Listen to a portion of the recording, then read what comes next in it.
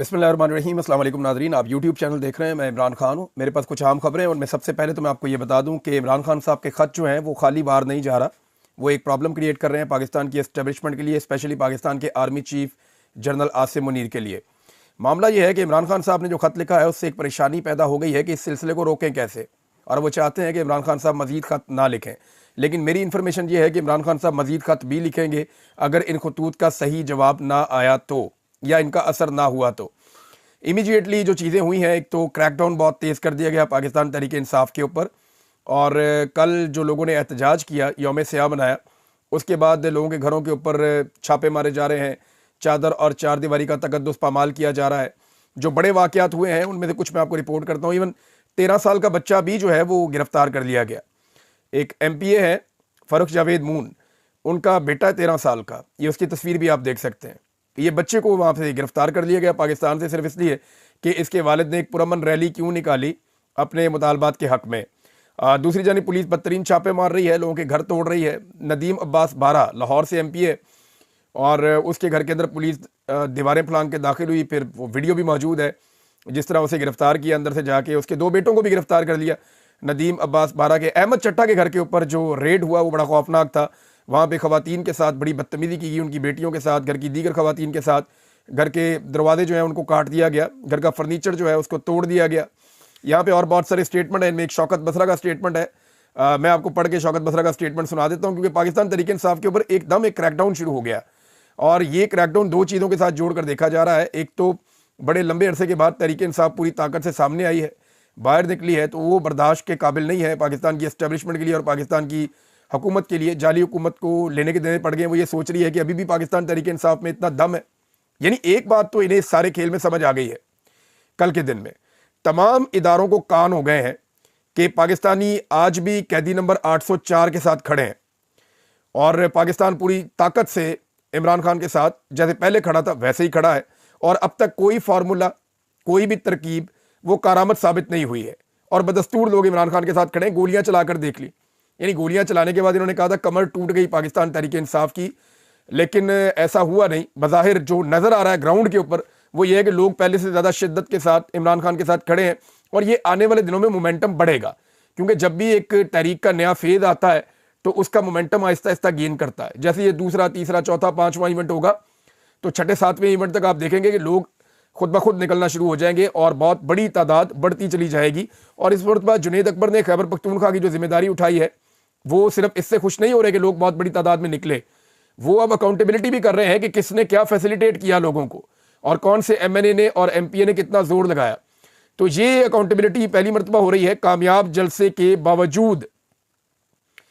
अहमद चट्टा साहब का घर तोड़ दिया, मैंने आपको बताया। शौकत बसरा साहब का स्टेटमेंट देख लें, वो ये कह रहे हैं कि मैं अल्लाह को गवाह बनाकर कहता हूं, हलफ लेकर कह रहे हैं वो ये कहते हैं कि इमरान खान को 500 दिन से ज़्यादा झूठे मुकदमात में जो जेल में बंद किया हुआ है, 2 साल से पार्टी कारकुनान पर जो जुल्म हो रहा है, और जो इलेक्शन पर डाका डाला गया है वो ISI और फौजी क़यादत ने करवाया है, वरना फार्म 47 के नमूनों और मस्करों की क्या औकात है। ये बात ठीक है, देखिए पॉलिटिकल लोगों में इतनी सख्त होती नहीं है, इतने तगड़े नहीं होते। मैंने 2023 में जो प्रेस क्लब में तकरीर की थी वहाँ इस्लामाबाद में, उसमें मैंने कहा था कि पहचानिए आपको एस्टेब्लिशमेंट मार रही है, हम सहाफ़ियों को ये सियासतदान नहीं मार सकते, ये इस काबिल नहीं है। ये तो बेचारे डरते रहते हैं, अपनी खबरों के लिए हमारे पीछे पीछे भागते रहते हैं। तो सियासतदानों की इतनी औकात नहीं होती है, हमें एस्टेब्लिशमेंट मारती है।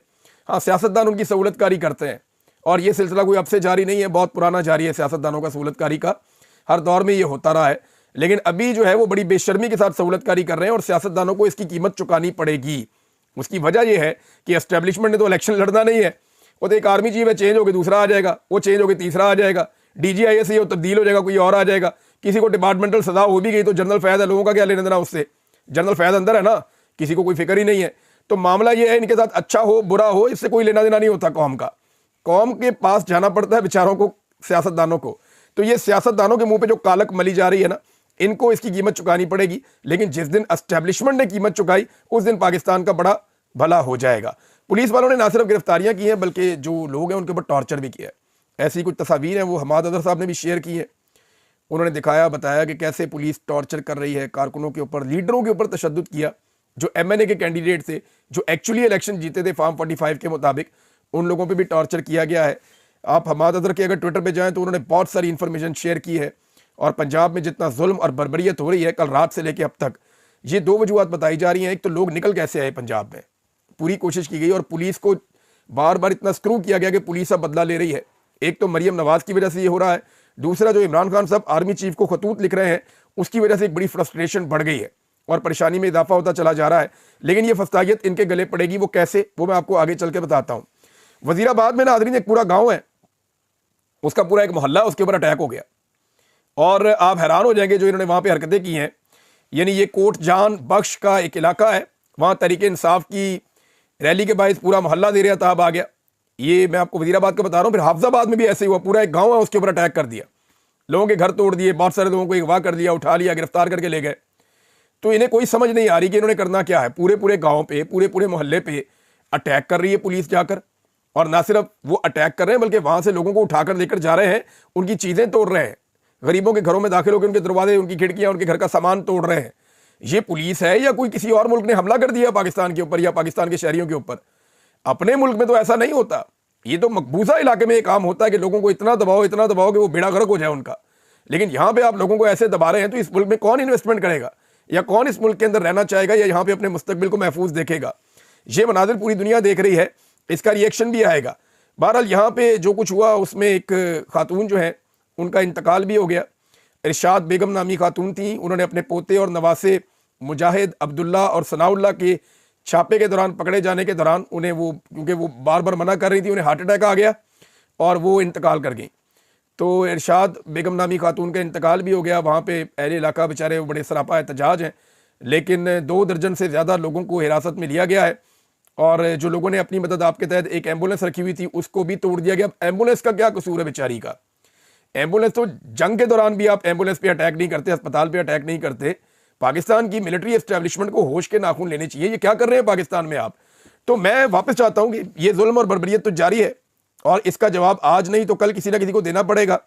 ये NA 77 से जो MNA हैं तारिक महमूद साहब, उनका भी स्टेटमेंट है, वो मैं आपके सामने रख देता हूं उनका स्टेटमेंट कि वो क्या कह रहे हैं, क्योंकि उनके साथ भी बड़ी ज्यादती हुई है, उनके ऊपर भी अटैक हुआ है। तारिक महमूद साहब कह रहे हैं जी मेरे घर को एक दफा फिर पंजाब पुलिस ने तोड़ा और लूट मार की है, मेरे घर पर पुलिस ने कब्जा कर लिया है, पुलिस दरवाजे काट कर घर में दाखिल हुई है और सामान लूट कर ले गए हैं।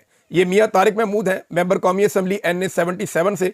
तो जितने बाकी MNA हैं उनके लिए डूब मरने का मुकाम है कि कांस्टेबल आते हैं, दरवाजे तोड़ते हैं, मेंबर कौमी असम्बली के घर में घुसते हैं और जो मर्जी करते हैं, और स्पीकर कौमी असम्बली या डिप्टी स्पीकर कौमी असम्बली या जितने भी वहाँ पे MNAs हैं वो सारे कुछ भी नहीं कर सकते। इन्हें सिर्फ तनख्वाहें और मुराद चाहिए और इन्होंने, इनके हाथों में पॉलिश का बुरश पकड़ाया हुआ है और ये सारे के सारे पॉलिश पे लगे हुए हैं।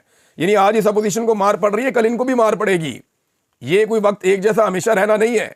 हम कल भी मीडिया वाले आवाज उठा रहे होंगे जब दूसरी तरफ को मार पड़ेगी, लेकिन सोचना यह है कि जो लोग आज इंजॉय कर रहे हैं दूसरों को मार पड़ते हुए देखकर, क्या उनको जब मार पड़ेगी तो क्या सबको आवाज उठानी चाहिए? ये भी एक बड़ा अहम सवाल है। लेकिन इन्होंने ज्यादती और जुल्म की कसर कोई नहीं छोड़ी। अच्छा जी, इमरान खान साहब के खत को लेकर जो बेचैनी है वो इसलिए है कि सारा का सारा फोकस जो है और इल्ज़ाम जो है वो मिलिट्री एस्टेब्लिशमेंट की तरफ आ रहा है। ख़ास तौर पे आसिम मुनीर साहब जो chief of the army staff हैं, उनके ऊपर ये इल्ज़ाम चला जाता है कि इमरान खान साहब खत के अंदर उनकी तरफ उंगलियां उठाते हैं कि जी आपका इदारा, आपकी एजेंसियां, आपके लोग, आपका कर्नल, तो आप लोग ये कर रहे हैं। तो आसिम मुनीर साहब के ऊपर इसके मामले में दबाव बढ़ रहा है। और अगर आप देखें तो ये जो कुछ भी पाकिस्तान में हुआ, इसका अल्टीमेट बेनिफिशियरी कौन है? 2 तरह के लोग हैं ना। एक तो ये रवायती सियासी खानदान है जिसमें आप ले लें नवाज शरीफ को, शहबाज शरीफ को, मरियम नवाज को या बिलावल जरदारी को। एक जनाब वो बन गया, सूबाई में हुकूमत ले ली, एक ने एक सूबे में ले ली, एक ने दूसरे सूबे में हुकूमत ले ली, एक ने बलूचिस्तान में भी हुकूमत ले ली, एक सदर बन गया, एक वज़ीर आज़म बन गया, एक वज़ीर आला बन गई। तो ये इसके बेनिफिशरी हैं। और साथ में ना सिर्फ इन्होंने हुकूमतें ली हैं बल्कि हुकूमतें लेने के अलावा इन्होंने जो है वो अपने केसेस भी ख़त्म करवाए हैं। इन्होंने NRO 2 के मदद से अपनी जान भी बचाई है। और एक बेनिफिशरी इसमें अगर देखें तो एस्टेब्लिशमेंट में आसिम मुनीर साहब हैं, क्योंकि ये जो 26वीं आईनी तरमीम हुई उसके नतीजे में उन्हें एक कानून के बाद एक एक्सटेंशन मिल गई है, यानी उनकी मुद्दत मुलाजमत 3 साल की बजाय 5 साल हो गई है। तो वो अब 2029-27 तक मौजूदा कानून के मुताबिक वो आर्मी चीफ रह सकते हैं, अगर ये निज़ाम ऐसे ही चलता रहा और कोई तब्दीली ना आई तो ये वो भी इसके बेनिफिशरी हैं। तो सारी उंगलियां जो है वो उनकी तरफ उठ जाती हैं इमरान खान साहब के खत लिखने के बाद। अब इमरान खान साहब के खत से जो है वो प्रॉब्लम पेश आ रही है और उसको अब रोकना कैसे है, ये कोशिश की जा रही है, दबाव भी बढ़ाया जा रहा है। और कुछ इत्तलात के मुताबिक इमरान खान साहब को दोबारा से एंगेज करने का भी फैसला हुआ है। अच्छा, एंगेजमेंट के फैसले के पीछे एक बहुत बड़ा फैक्टर है।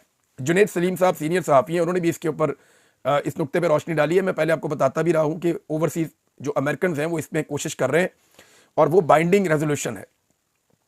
जिस चीज़ से इस वक्त पाकिस्तान की गवर्नमेंट सबसे ज़्यादा डरी हुई है ना, वो अमेरिका में आने वाली बाइंडिंग रेजोल्यूशन है। अगर ये बाइंडिंग रेजोल्यूशन आ जाती है तो फिर अमेरिका में कार्रवाई शुरू हो जाएगी उन लोगों के खिलाफ जिन लोगों ने पाकिस्तान में जुल्म, बर्बरियत और फस्तायत का बाजार गर्म किया हुआ है और इंसानी हकूक़ की खिलाफ वर्जियाँ की हुई हैं। मैं चंद लोगों के बारे में आपको बता देता हूँ कि जो ओवरसीज़ पाकिस्तानी हैं, उन्होंने जो बंदे शॉर्ट लिस्ट किए हुए हैं, उनके मुताबिक जो लोग जिम्मेदार हैं पाकिस्तान में रजीम चेंज ऑपरेशन से लेकर अब तक जुल्म और बर्बरियत के लिए, वो कौन लोग हैं। साबिक army chief general Qamar Javed Bajwa के बारे में वो कहते हैं। दूसरा, वो जनरल आसिम मुनीर साहब मौजूदा आर्मी चीफ हैं, उनके बारे में कहते हैं। एक वो जनरल नदीम अंजुम, उनके बारे में कहते हैं।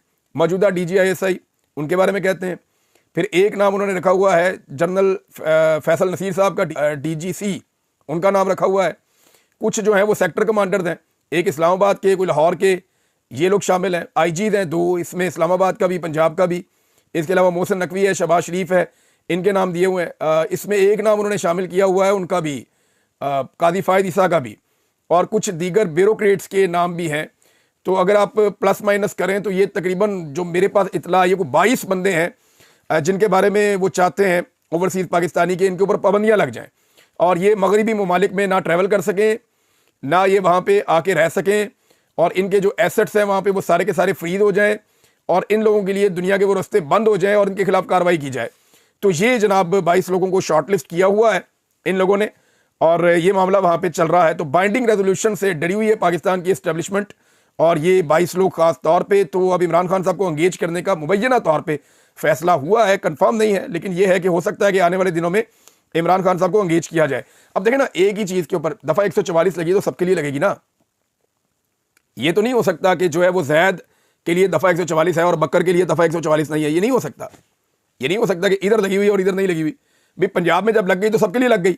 अब एहसन इकबाल साहब हैं या जो फेडरल मिनिस्टर है इंफॉर्मेशन का, ये अपनी तकारीब कर रहे हैं, इनके लिए कोई दफ़ा 144 नहीं है। लेकिन दूसरी जानिब पाकिस्तान तहरीक इंसाफ के लोग जिन्होंने पुरअमन एहतजाज किया है, उनके लिए दफ़ा 144 भी है, उनके ऊपर अटैक भी किया जा रहा है। अगर आप पीका कानून की बात करें तो मैं एक चीज़ आपके सामने रखता हूँ पीका कानून के हवाले से, ये हुकूमत का किस तरह से एक दोहरा म्यार है, इससे आपको अच्छी तरह आइडिया हो जाएगा। ये मेरे पास एक स्टेटमेंट है, और ये स्टेटमेंट लाल टोपी वाले ने दिया है। ज़रा ये आप लाल टोपी वाले का स्टेटमेंट देखें। मुझे तो बहुत गुस्सा आया स्टेटमेंट पढ़ने के बाद कि कोई इस लेवल तक भी बंदा गिर सकता है। तुम बावले कुत्ते हो चुके हो, तुम्हें शैतान ने पागल कर दिया है। जो पाक फौज के खिलाफ है वो मुर्तद है, वो काफिर है, वो मुशरिक है। मुशरिक पता किसे कहते हैं? जो शिर्क करता है, जो अल्लाह के सिवा किसी और में मानता है। यानी पाकिस्तान की फौज के खिलाफ जो बंदा है वो मुशरिक हो गया। ये कौन सी डेफिनेशन दी है इस बेशरम आदमी ने? वो भाई मुशरिक जो है उसका आप कुरान पाक जाके पढ़ लें, अहादीस नबवी में जाके आप पूछ लें कि मुशरिकीन कौन होते हैं। मुशरिक कौन होता है? जो शिर्क करता है, और जो शिर्क करता है वो ये है कि वो अल्लाह का शरीक ठहराता है किसी और को। पाक फौज को आप खुदा ना खाता अल्लाह के बराबर लेकर जा रहे हैं। क्या कर रहे हैं आप? लाल टोपी वाली सरकार, होश के नाखून लें। आप गुलामी जरूर करें, आप चापलूसी जरूर करें, आप जूते जरूर पॉलिश करें, जूतों को अपनी जबान से जरूर चाटें, लेकिन आप हमारे मजहबी इस्तिलाहात का गलत इस्तेमाल ना करें। जो मुशरिक होता है, जो शिरक करता है, वो अल्लाह के अंदर किसी दूसरे को शरीक ठहराता है। ये नहीं हो सकता कि एक फौज है और आप कह रहे हैं जी इस फौज के ऊपर जो तनकीद करेगा वो भी मुशरिक हो गया। भाई क्यों मुशरिक हो गया? फौज के अंदर अच्छे फैसले भी हो सकते हैं, गलत फैसले भी हो सकते हैं। जब जब इस फौज ने दुश्मन के दांत खट्टे किए, हम इसके साथ खड़े हुए, हमने इसकी तारीफ की। जब जब इन्होंने बॉर्डर पे कुर्बानियां दी हैं, हम इनके साथ खड़े हुए, हमने इनकी तारीफ की। लेकिन जब जब ये सियासत के अंदर घुसेंगे, जब जब ये वो काम करेंगे जो इनके करने का नहीं है, तो फिर इनके ऊपर तनकीद भी होगी। इंसान ही वहां पर रहते हैं। ये कैसे हो सकता है कि तनकीद करो तो मुशरिक हो गया? ये फतवेबाजी इनको बंद करनी चाहिए। और ना सिर्फ इस पागल आदमी ने फतवे दिए, बल्कि उसके बाद की हरकत चेक करें। इसने कहा जी बारंग बलोच और मंजूर पश्तीन का साथ देने वालों को भी इन्होंने मुशरिक करार दे दिया। अंदाजा करें आप, वो भी मुशरिक हो गए। यार वो बेचारे नमाज भी पढ़ते हैं, वो रोजा भी रखते हैं, वो अल्लाह का नाम भी लेते हैं। हो सकता है कि अल्लाह के नजदीक वो आपसे बेहतर मुसलमान हो, तो आप उनको मुशरिक करार दे देंगे ऐसे ही उठ के, सिर्फ और सिर्फ तलवे चाटने के लिए, बूट पॉलिश करने के लिए। This is not acceptable. ये ना किसी इखलाकी नुक्ता नज़र से ना मजहबी नुक्ता नज़र से ये एक्सेप्टेबल नहीं है। वो कह रहे हैं जी हाथ और पाँव काट दिए जाए इन लोगों के, गर्दनें काट दी जाए इन लोगों के, तलवारें निकालने की बातें कर रहा है। सबसे पहले पाकिस्तान में पीका ऑर्डिनेंस के तहत अगर किसी बंदे पे मुकदमा होना चाहिए ना, इस लाल टोपी वाले पे मुकदमा करके इसको जेल में डाल के इसको 10 साल इसको अंदर रखें। ये फितना इसको बाहर नहीं निकालना चाहिए। ये कह रहा है लोगों को, ये पहले भी कहता था चौकों में टांग दो सबको। ये एक दौर था जब पाक फौज को पसंद नहीं ना आते थे जरदारी और नवाज शरीफ, तो ये कहता था इनको चौकों में लटकाओ, इनको खंभों के साथ लटकाओ, इनको सजाएं दो, 10,000 बंदे की गर्दन लंबी कर दो, इनको लटका दो, इनको मार दो। आजकल फौज को इमरान खान पसंद नहीं है तो ये कहता है वो मुशरिक हो गया। ये पूरे इस्लाम का नफाज कर देता है उसके खिलाफ जो फौज के खिलाफ हो जाए या फौज जिसके खिलाफ हो जाए। यानी ये किस तरह हो सकता है? यानी ये मजहब का पूरा कार्ड लेके चढ़ जाता है उसके ऊपर। ये ज्यादती है, ये जुल्म है। ये वजीफाखोर आदमी जो है ये इंसानी जानों के साथ खेल रहा है और इस सिलसिले को रियासत पाकिस्तान को रोकना चाहिए, इस जुल्म को बंद करना चाहिए। ये गलत है। एक और खत है नादरीन, और ये खत लिखा है अली जफर साहब ने, और उन्होंने भी कहा चीफ जस्टिस को कि जुडिशल कमीशन का इजलास जो है इसको मुलतवी कर दिया जाए, ये इजलास नहीं होना चाहिए। और क्योंकि जजेस की जो सीनियरिटी का मामला है पहले उसको तय किया जाए, फिर 26वीं आईनी तरमीम का मामला सुप्रीम कोर्ट ऑफ पाकिस्तान में है, तो पहले ये मामला तय किए जाए, फिर जुडिशल कमीशन का इजलास बुलाया जाए। जो इजलास ही मुतनाज़ है, मुतनाज़ आईनी तरमीम के नतीजे में है, तो वो दुरुस्त फैसले क्या करेगा? इस बीच में IMF का एक मिशन पाकिस्तान में मौजूद है। नाज़रीन, प्रेशर बहुत बढ़ रहा है, और ये जो प्रेशर बढ़ रहा है मैं आपको बता देता हूँ ये किस किस जगह से बढ़ रहा है और कैसे बढ़ रहा है। एक तो डोनाल्ड ट्रंप ने पाकिस्तान की 841 मिलियन डॉलर्स की इमदाद रोक दी है। ये लगभग 1 अरब डॉलर के करीब रकम बनती है। तो डोनाल्ड ट्रंप ने पाकिस्तान की ये इमदाद रोक दी है। GSP+ स्टेटस जो आपका 2027 तक चलना था वो रिव्यू में डाल दिया है यूरोपीय यूनियन ने, और 2025 के मिड में वो दोबारा रिव्यू होगा। और इसके अलावा जो आपका बैरूनी दबाव है वो लगातार बढ़ता चला जा रहा है, बाइंडिंग रेजोल्यूशन भी आ रही है। और IMF कमीशन जो पाकिस्तान में मौजूद है वो पहली मरतबा अदलिया के मामलात, लॉ एंड ऑर्डर के मामलात, इंसानी हकूक के मामलात और ये चीज़ें भी देख रहा है। इससे पहले उन्होंने कभी नहीं देखी। तो अब ये बड़ी मुश्किलात में फंस गई है पाकिस्तान की हुकूमत। उन्हें इमरान खान को एंगेज करना पड़ेगा, पाकिस्तान के हालात बेहतर करने पड़ेंगे। इस तरह जो वो कर रहे हैं ये ज़्यादा लंबा अरसा चलेगी नहीं। ये आज नहीं तो कल सारी चीज़ें रिवर्स होंगी, और इन्हें होना चाहिए। मुल्क रूल ऑफ लॉ के साथ चलते हैं, कुछ ज़ाती ख्वाहिशात बंद कमरे में बैठ के आप फैसला करें, ऐसे मुल्क नहीं चलते। अब 1 साल की कारकर्दगी की रिपोर्ट जनाब पेश की है मौजूदा हुकूमत ने। ये दुनिया का वाहिद वज़ीर आज़म है जो इश्तिहारों में काम कर रहा है। यानी उधर से स्लोमो बन रहा है तो वज़ीर आज़म टुर रहा है, उसके जूते दिखा रहे हैं, उसका बेहतरीन सूट दिखा रहे हैं, फिर उसका चेहरा दिखा रहे हैं चलते हुए, फिर पीछे बैकग्राउंड के अंदर म्यूजिक चल रहा है, हवाएं चल रही हैं, खूबसूरत पार्क है। वो भाई किधर है इस तरह का पार्क? ये वज़ीर आज़म हाउस के अंदर तो हो सकता है, बाहर निकल के आवाम को देखे ना, अपने हलकों में निकलकर आवाम को देखें, उन्हें ऐसे पार्क मैसर है, ऐसी जगह मैसर है। तो आप VVIP किस्म का एक इश्तिहार बना देते हैं, दुनिया के महंगे तरीन कैमरे लेकर। उधर भतीजी जो है वो टिकटॉक बना देती है महंगे तरीन कैमरों के साथ, और ये इस तरह लोगों को बेवकूफ़ बना रहे हैं, तो लोग बेवकूफ़ बनेंगे नहीं। ये अपनी कारकर्दगी रिपोर्ट लेकर आ रहे हैं और स्लोमो बना के आवाम को दिखा रहे हैं, जबकि आवाम गरीब और मजबूर होती चली जा रही है। एक तो कारकर्दगी ये अपनी बता रहे हैं, एक कारकर्दगी इनकी मैं आपको बताता हूं कि इन्होंने इस पूरे 1 साल के अंदर और इससे पहले जो इन्हें मौका मिला है, इन्होंने किया क्या है। इन्होंने पाकिस्तान में बदतरीन महंगाई पैदा की है, महंगाई में कई गुना इजाफा किया है। किसी एक चीज़ का नाम लें जो सस्ती हुई हो, तो इंसानी जान के अलावा कोई चीज़ सस्ती नहीं हुई। पाकिस्तान में इन्होंने महंगाई बढ़ाई है। नंबर 2, सरमायाकारी में रिकॉर्ड कमी हुई है इनके इस दौरे हुकूमत में। नंबर 3, लॉ एंड ऑर्डर की सूरत हाल जो पहले बेहतर हो गई थी वो बदतरीन हो गई है इनके दौरे हुकूमत में। नंबर 4, जो दहशतगर्द हैं जो पाकिस्तान से चले गए थे उनको वापस लाकर बसाया गया इनके दौरे हुकूमत में। नंबर 5, ब्रेन ड्रेन पाकिस्तान का हो रहा है, नौजवान पाकिस्तान को छोड़कर जा रहे हैं। 18 लाख नौजवान अभी निकल गए इनके दौरे हुकूमत में। सरमाया पाकिस्तान से बैरून मुल्क मुंतकिल हो रहा है इनके दौरे हुकूमत में। नंबर 7, इंसानी हकूक की खराब तरीन सूरत हाल है, पूरी दुनिया उसके ऊपर आवाज़ उठा रही है इनके दौरे हुकूमत में। नंबर 7, मीडिया पर पाबंदियां लग रही हैं इनके दौरे हुकूमत में। नंबर 8 है ये, मीडिया पे बदतरीन पाबंदियां इन्होंने लगाई हैं, इवन मीडिया वालों को उठाया, उनको गिरफ्तार किया, उन पर मुकदमा दर्ज किए। नंबर 9, करप्शन के रिकॉर्ड टूट रहे हैं, जो करप्शन इन्होंने की किसी एक के ऊपर भी केस ना बन रहा है ना चला रहे हैं। नंबर 10, अदलिया पर मुकम्मल कंट्रोल हासिल कर लिया है और पाकिस्तान की एस्टेब्लिशमेंट अदलिया को कठपुतली बनाकर चलाना चाहती है। नंबर 11, NRO 2 मुकम्मल हो गया है। इन्होंने अपने वो तमाम केसेस जिनमें इनसे पैसा रिकवर होना था वो तमाम केसेस मिली भगत करके एस्टेब्लिशमेंट की मदद से और अदलिया के अंदर गेम डाल के अपने मुकदमात खत्म करवा लिए हैं। नेक्स्ट ये है कि खवातीन और बच्चों पर और अकलियतों के ऊपर पाकिस्तान में जुल्म नहीं रुक रहा। अगला जुल्म ये हुआ है कि फौजी अदालतों में सिविलियन का ट्रायल हुआ है। ये पूरी दुनिया के अंदर नफरत अंगेज चीज है।